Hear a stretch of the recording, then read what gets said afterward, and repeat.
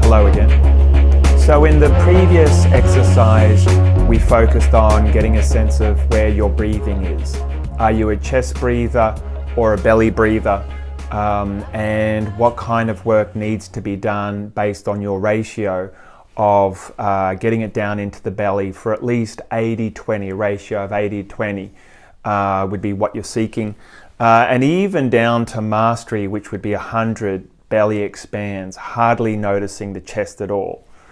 Of course, it's worth clarifying that the oxygen, the air is coming through into the lungs. And so from that perspective, the lungs are expanding.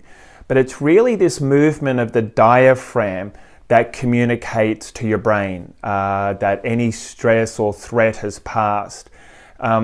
So in this way, it's almost like manually reaching into your biology when you breathe diaphragmatically to switch on your relaxation response, telling your brain to switch off chemicals associated with noradrenaline and cortisol, and to switch on more relaxed chemicals that will help the body rest and digest food, so on and so forth. So it's a really powerful thing to do in terms of this belly breathing business. What we want to teach you now, what I want to teach you now, is how to really move that up to the next level, which means to make the breathing long and slow, as well as deep. And by deep, I mean diaphragmatic. When we start to breathe long, and particularly long on the exhalation, slow on the exhalation, that's what really triggers the brain to say, all is well, I'm safe. And is a part of the very deep sense of felt connectedness that we can have even in the midst of a meeting, a conversation, on a train. When we breathe long and slow and deeply, the power of this is hard to overestimate. So what I'd like you to do is practice with the breath counter and see whether or not you can get your inhalation to last for about 4 seconds. And you'll notice that if you do this, you might be breathing slower than usual. So breathe in slowly, see if you can make your breath last for 4 seconds.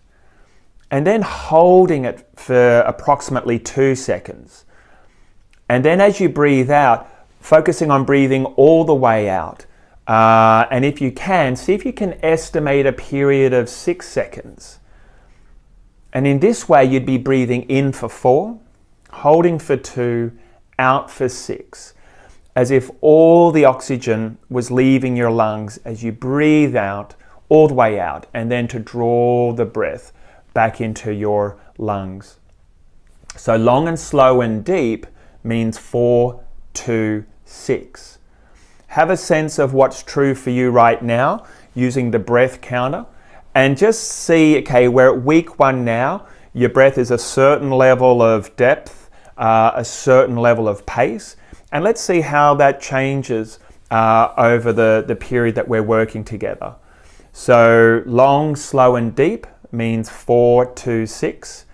And stay tuned for the homework video where I help you build the capacity to really engage the belly, to facilitate slow breathing, and ultimately the ability to turn on the relaxation response in real time. Stay tuned.